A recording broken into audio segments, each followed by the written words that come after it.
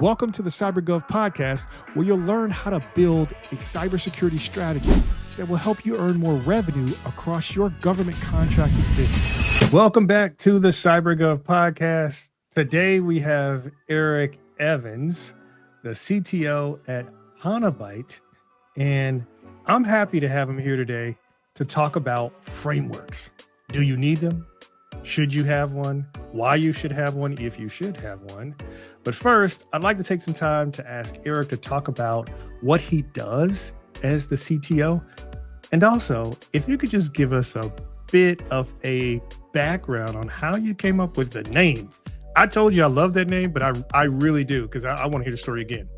Yeah, absolutely. So thank you so much for the introduction. CTO of Hanabyte are a cybersecurity consultancy focused on the intersection of governance, risk and compliance, DevSecOps.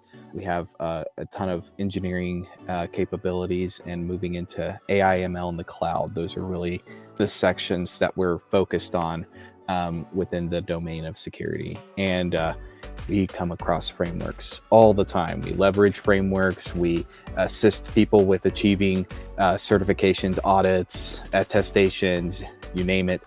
And yeah, so I would like to say, my background has always been in the development world. I started off as a classical, more like software engineer, and then moving on to DevOps, moving into security, learning how to integrate security, build it right from the beginning, having security checks and so on throughout the whole entire software development lifecycle, shifting left and bringing it closer and closer. And now it's amazing the possibilities that cloud, AI, and ML bring forward as well, because utilizing those technologies, we get an even more personal kind of aspect of things when it comes to vulnerability management, security, and so on, as well as the lowest barrier to entry to the cybersecurity field I've seen ever. So it's amazing the opportunities that come out with the cloud and the ways that one can just kind of pick up and kind of start building. When we founded Hanabyte, we mean my wife, and I have another co-founder. He started off as a senior consultant. He's a principal consultant now. His name is Michael Greenlaw. My wife, Kat Evans. We have a German Shepherd, and her name is Hana. And that's where the first part of the name comes from. And the reason why we chose the German Shepherd is we were thinking about, coming up with the company and, what do we name it? How do we want to identify ourselves? What would be a way, or what qualities do we want our consultants to show, display? And when thinking about it, we're like, well, we want them to be, of course, intelligent, but also very warm and friendly. There needs to be that sort of mixture for sure. We kind of the whole training aspect of things and being diligent and going through tasks and everything. And I'm like, what encompasses that? And, me and my wife we're just having that conversation. And then Hana comes into the room and, she just does her typical, kind of trotting in the room and just sitting there and everything. And it's like, I think the answer is right in front of us. We should name the company after our dog, be true dog family millennials. This is before we had a human baby, and Hana came as part of that. And it's great. It's great. That's a great name. However, we need to encompass that, the security part, the technology part. What do we kind of go from there? And it's Byte, but not BITE, but BYTE, because that's the technology aspect of things. And it's the pun, because we're taking a bite out of cybersecurity, or out of criminals, and I love that pun in the middle of it as well. And if you ever look at our marketing materials, our website, things like that, we use the dog puns a lot. Embark on a new security journey with Hanabyte. Allow us to shepherd you through. And so it's really kind of been ingrained within our company culture now. And it's been such a good name. And it kind of funny origin story, but really unique, I think.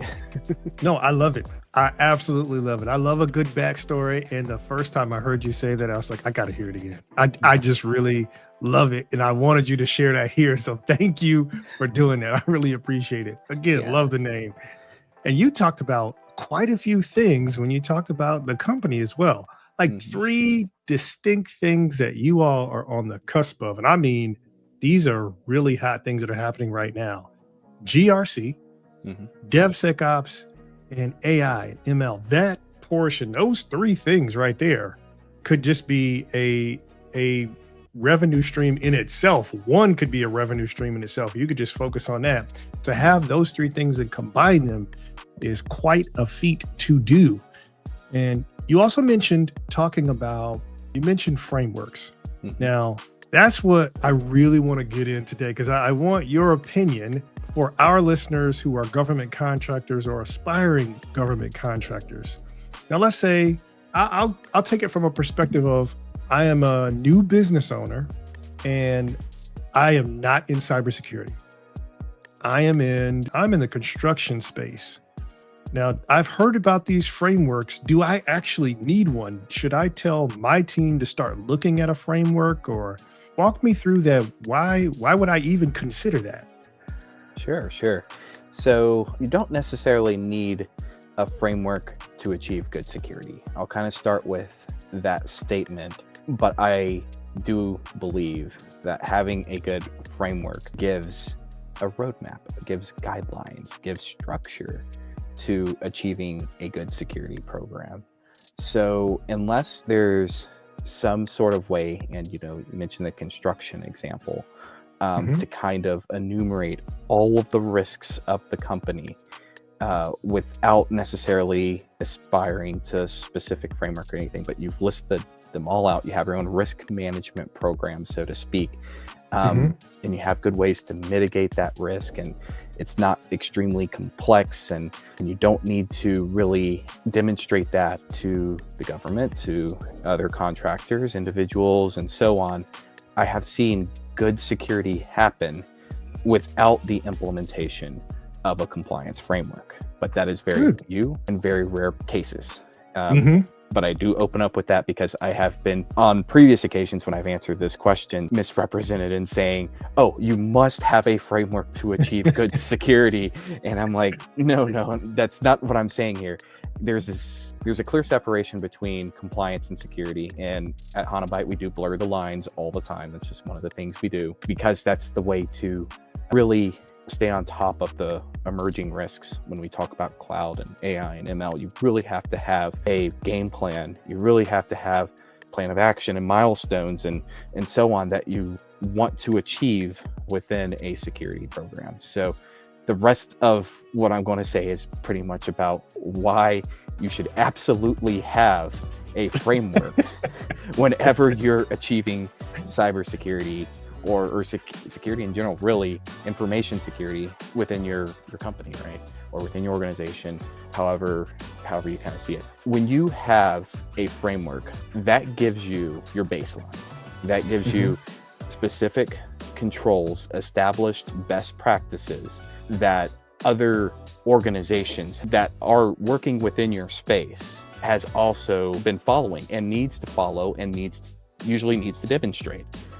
That minimum level of security controls and achieving those is a really great baseline. And whenever you want to work in security, whenever you want to accomplish, mitigating your risks and all that, you absolutely have to have that baseline. Otherwise, how are you going to measure improvement? How are you going to measure how the level of security that you have achieved? Like, how secure am I? Is really the question that you want to ask, and how am I protecting, data and so on that you may be processing, that you may be exposed to, and so on. So frameworks establish that baseline security posture. That would be the first thing that I'd bring up.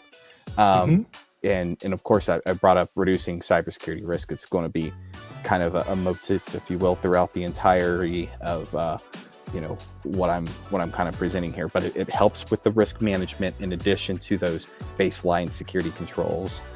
So when you think of risk, you think of impact and likelihood. Impact times likelihood is your risk, essentially. Yep. And reducing that through a framework is much easier than just kind of winging it and saying, oh, I don't really have a structure to how I'm going to accomplish, like enumerating the risks that I'm being exposed to. But I think I've done a great job. That doesn't necessarily translate all the time in a good way. Right. Like a little thumbs up there.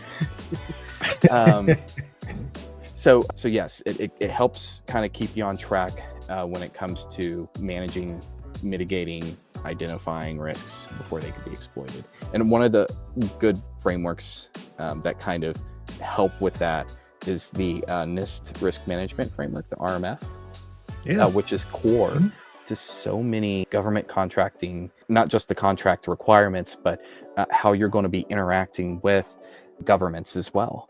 NIST established the RMF, which is the basis for a lot of the cybersecurity frameworks like NIST 853, and which expands out to like FedRAMP, CMMC, NIST 800-171. All that really has lineage back to the NIST risk management framework, because at the end of the day, you're following that framework, that kind of process, to identify, mitigate, recover from specific risks. So absolutely. Great. Great answer on that too. Great answer. The roadmap. That's one thing that kept coming up. When you talked about frameworks, you talked about a roadmap, and it always makes me think in terms of either exercise or something like that. If you were going to go out and run a marathon, you wouldn't just wake up one day and say, I'm going to run a marathon, and then just start running different miles each day. Right. Well, today I'm just going to run 10. Right. You've never run 10 miles in your life. Let's slow it down. Let's create a roadmap of how you're going to get to those 26 miles. Let's really create a roadmap and baseline things out so you know exactly what you're up against. And people have done this before. As you mentioned, hey, this is a baseline, not just for you, but other folks in your industry that we could take a look at, specifically RMF. So that is perfect. So if I'm in the construction space and I'm thinking, well, I'm not sure if I really need a framework, but that framework will give you a roadmap, kind of keep you on target. So you mentioned RMF. Are there any other frameworks that government contractors should consider? For sure. So I've alluded to a couple of others as well, FedRAMP and CMMC. We've had a lot of buzz about FedRAMP this week. It's a really timely type of discussion, but that's the whole risk assessment management program, if I were to spell out the RAMP and FedRAMP for the federal government. So if you are a cloud service provider and you're providing some service to the government, if you're not going through some special process that has been communicated beforehand, you're most likely going through FedRAMP. And there you go. That's going to be one to definitely take a look at if you are specifically a cloud service provider. If you're not, probably not necessarily for you, but each framework is going to be for specific individuals. Another one is CMMC. So that's also a hot one right now. That's when you are receiving, that is when you are receiving CUI, which is the information that you can get from defense contractors or the Department of Defense and so on, that need to be protected as well. And there's 3 levels to it. Level 1, you're achieving, some sort of maturity within a cybersecurity framework. But level 2 and onward is when, you have these third-party audits and you have to meet very stringent requirements and essentially protecting the warfighter's data, right? That you are processing or holding within your environment. I see this happen a lot in construction. As a matter of fact, if you're doing contracts for the DoD and you may have some specific information, it doesn't matter if you're dealing with, the cyberspace, if you're physically creating components for, planes or tanks or whatever it may be, right? Like that also falls within CMMC and also needs to be protected in that aspect as well. And then some of the ones we typically see within industry, like PCI DSS, comes up a lot within the government. That's when you're handling credit cards, payment card information, right? That's what PCI is. You will also fall under those kind of guidelines, and those are many times contractual requirements whenever you're taking payments via credit card.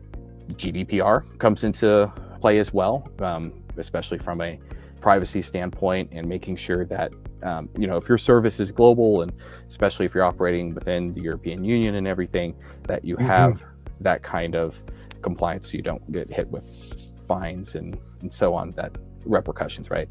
So yeah, there's definitely, those are some that are on the top of my head. Of course, there's other situations that could occur, like perhaps you're dealing with patient data, PHI. That's where, of course, by law, you have to follow HIPAA, which is indeed, the Healthcare Act, right? Like that's one that has been passed by Congress. You have to follow, but high trust goes hand in hand with HIPAA and creating controls around specific technologies as well that you'll have to kind of go through. So those are selection. Absolutely. I appreciate that. And I appreciate the context that you put those in as well, because we talked about quite a few, right? So you mentioned GDPR. Yeah. You also mentioned PCI DSS, the Payment Card Industry Data Security Standards. GDPR is the General Data Protection Regulation. You also mentioned HIPAA, right? That relates to health information. So what I heard and could understand, even if I was not in cybersecurity, is these roadmaps will be dependent on what industry I'm in. So maybe if I'm actually in healthcare, that I'm going to be dealing with these, and will have to be compliant with this specific regulation or framework. But it's really dependent upon what type of industry that I'm in. Right. Now, I got a question about, so I'm the government contractor that is working in construction. Level of effort, right? Because we're talking about all this stuff. Yes. I can't do it. I don't know how to do it. What is the level of effort to get this implemented? Right. I will say, starting off with a basic cybersecurity framework like the NIST CSF or SOC 2 is a really good one as well. Those are really good baselines to start kind of mitigating risk and doing it within the context of our framework, and have a lower barrier to entry. And the cool thing about NIST CSF in particular is that it's not necessarily you've achieved it or not, it's levels of maturity. So once you go through it the first time, and even if it's something where you kind of had to not answer, you don't have answers for every single portion of it, right? Like, how do I respond to incidents and so on? Well, we don't have any incident response, right? That is a valid answer for that framework. It's not like saying, oh, in order to achieve this, something like a FedRAMP, right? Which requires continuous monitoring and reporting to your agency every 90 days and so on, like, would be a different type of requirement than what something like a NIST CSF would look like, right? So it's always like we mentioned before, you don't want to overcommit when it comes to cybersecurity. You don't want to go straight for, like the heavy frameworks and the heavy hitters. You want to start small, right? And especially if you're, just kind of starting with your construction company and everything like that, getting a good inventory of your systems that are processing data and then just answering some questions about them is just a really good start. And then you can continue to use CSF to go forward and gain more levels of maturity. And the more mature you are with NIST CSF, the better it falls within the other frameworks as well. That's what I think about it. That's what I've seen a lot within cybersecurity programs and maturity and so on. A lot of times clients will come to us because it's like, hey, Eric, they come with the same thing as you were saying. I don't have time to do this. I don't have the expertise, but we need to do something. Where do we start? One of my defaults is NIST CSF, unless they have to, kind of demonstrate it in some way or fashion with an attestation, a third-party audit. And I'm like, go for SOC 2, because those would be the two that I kind of go for. And those would then, again, they're flexible enough to fit most any organization, and they are they can be tailored to your specific industry as well for whatever may be happening within there.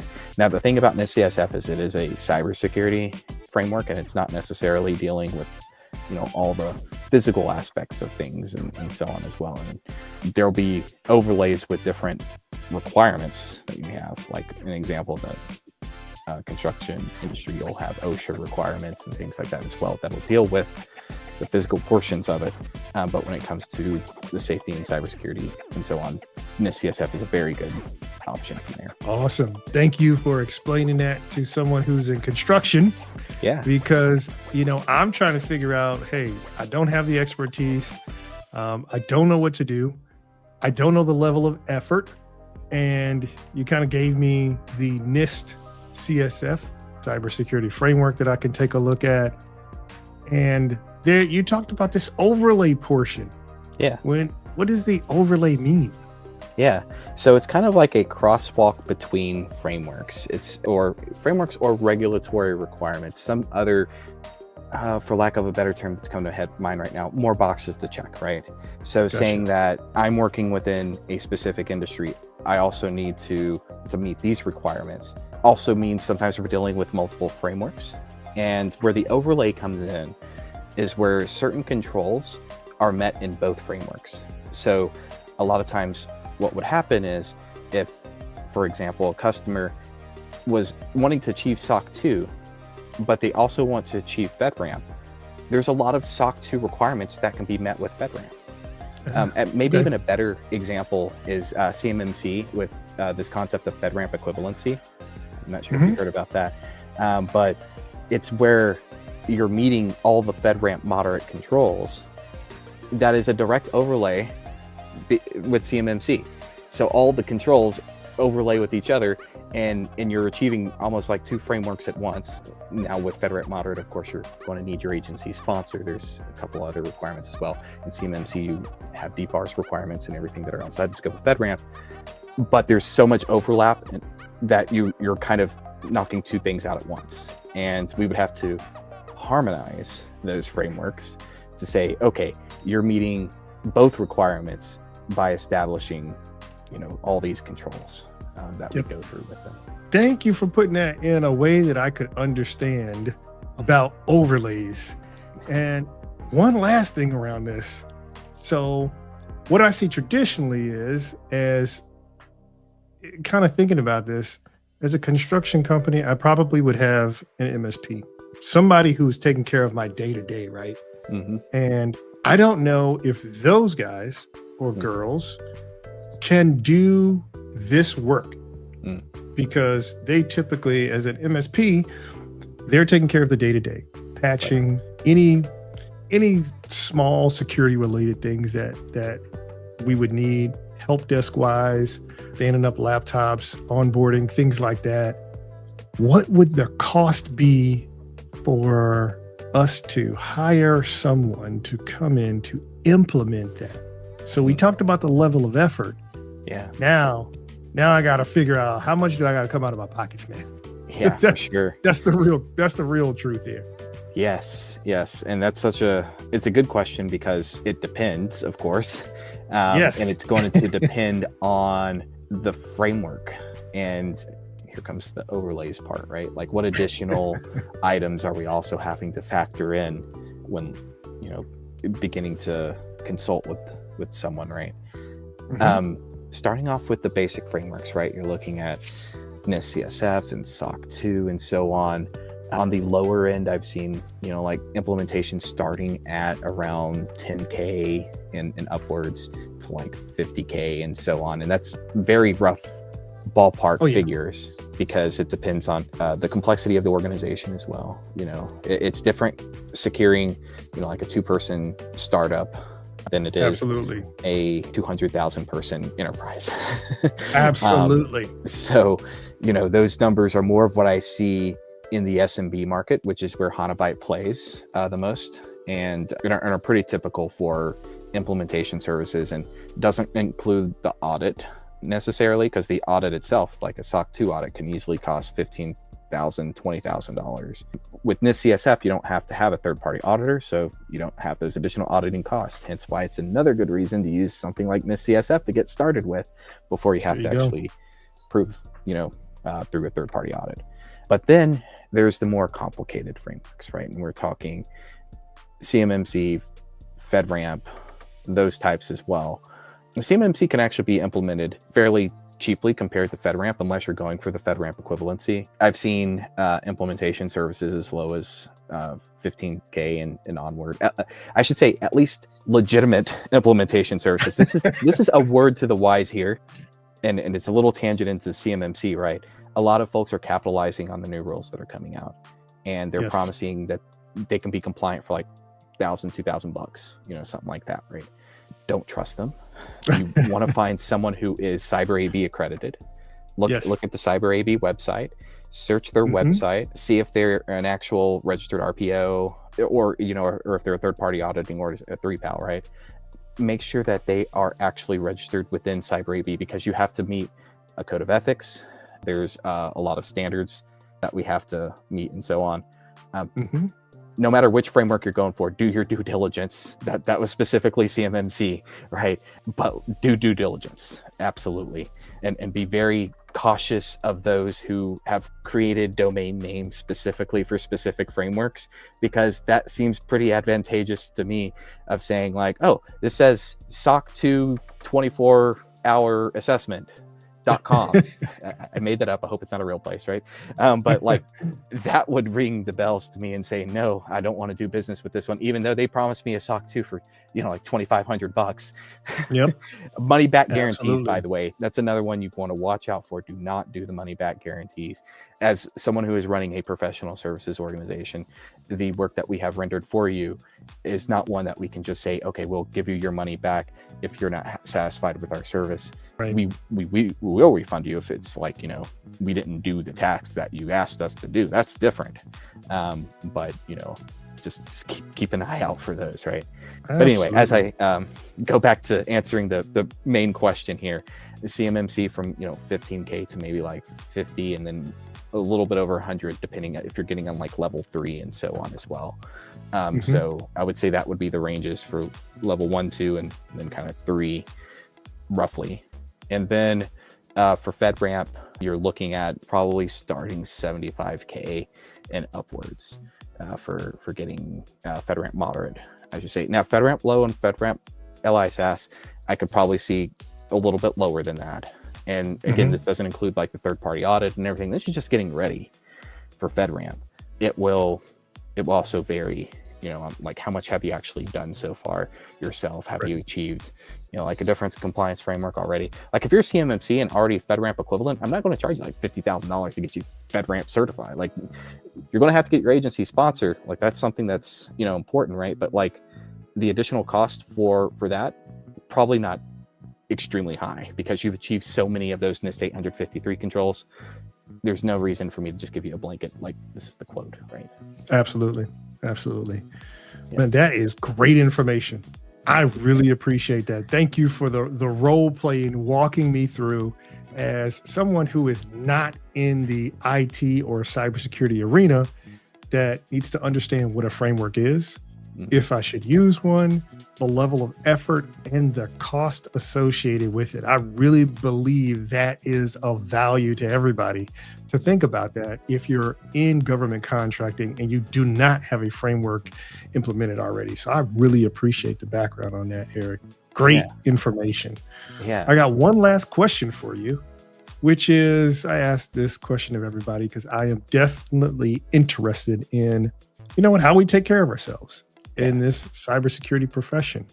So would you be able to tell me what you do to prevent burnout and stress in this arena? For sure. I will say like our remote first culture and having kind of like the flexibility to leave the desk, and if I wanted to play fetch with my dog, just go out there and start doing it, or if I want to take walks, that kind of thing. I just have that flexibility. It is a huge way of avoiding burnout, even if I'm able to, like just take a call while I'm walking out and enjoying the beautiful day. It means a lot more to me than if I were, kind of stuck in the office and like not able to move out. Like you have to take the call where you're at right now, that type of thing. It's just been amazing, like that kind of flexibility, remote first culture. And then of course, this is company wide, so I observe it myself as well, is a maximum of 32 hours billable per week. And I put an asterisk to that because sometimes you do like 40 hours billable, but then we'll make it up to you, like the next week you get 16 hours non-billable, right? But that gives me time to research, study, go do a side project that benefits the business. And it allows those creative juices to flow. Write blogs as an example. If you look on our website, it is almost all of our consultants have contributed one or more blogs. And if they haven't, they've been on webinars and they've used that additional time to talk about things that they're passionate about, which we're all passionate about, cybersecurity and so on. We couldn't go and strictly say, okay, we're going to observe 4-hour work weeks, but we're going to say, you got 4 hours or 4-hour work weeks, 4-day work weeks. I wish it was a 4-hour work week. That would be amazing. 4-day work weeks, but at least from a billable perspective, that's what we're observing. And then you get the additional 8 hours per week average of pursuing your professional interests. Awesome. I love it. And the reason you kind of said something that resonated with me when you talked about having those creative juices flowing and allowing yourself to be creative, because all too often I have seen this a lot, and I hope that we normalize to stop doing this. Like, we set a meeting and we're like, hey, let's show up and we're all gonna brainstorm together at 10 o'clock. Right. That I can't do it. On target, I don't get to brainstorm. The creativity does not come to me at that time. Like, that is the worst time. I know that's probably when I'm the most quietest. If I make that up, but I mean, that's one time that it's not flowing for me. Yeah. Usually the things really happen when I'm doing mundane tasks, taking out the trash, going for a walk, maybe doing the dishes or something like that. That is when the time, I don't know, my mind gets the opportunity to wander, and I'm really creative at that time. Yes, I'm busy doing something, but my mind gets an opportunity to be creative. So I really like that you all specifically say, hey, you have this time, max 32 hours, and the rest you can be creative around that time, because it gives you the opportunity to do that, versus after you worked 40, now you're like, now I got to be creative. Let me figure that part out. So I absolutely love that, Eric. Yeah, for sure. Maybe we should implement it ourselves. So I'm thinking about that. Yeah, because the employees are still productive during those 8 hours. It's still stuff that benefits the company and so on, but it turns out dividends more than I would make than if I were to just bill them for 8 more hours, because we find ways of improving, and everyone that we hire are really talented and so on as well. And we want them to stay talented and stay sharp. And that's like, okay, we will dedicate company time for you to maintain and continue to improve your expertise, and giving that fertile land and everything like that really helps grow amazing consultants, I think. Love it. Absolutely love it. So I want to say thank you, Eric, for taking the time to kind of role play that, walk through frameworks, what they are, why we should use them, the level of effort, of course, the cost. That's the main thing, because at the end of the day, everybody's like, all right, get to the real meat of it. Just tell me how much it's going to cost. that's what I'm really concerned about. How much is this going to get into my pocket? So I really appreciate that. Now, for our listeners that are listening to this show right now, how could they get in touch with you? Yes. So check our website out, hanabyte.com, HANABYTE.com. You can easily find a contact form, and if you fill out that info, you'll hear from me or you'll hear from Kat. And she's my wife, and she's here in the office with me every single day. So you'll easily be able to get in touch with me there. If not, check me out on LinkedIn, E. Gonzalez Evans. That's my username on LinkedIn. The other social medias I don't check too often, but LinkedIn and the website would probably be the best ways to contact me. Awesome. Thank you so much. And I really appreciate your time today, Eric. And we are closing for today. Thanks again for another episode with the CyberGov. Have a wonderful day. Come listen to us on YouTube, LinkedIn, or your favorite podcasting app.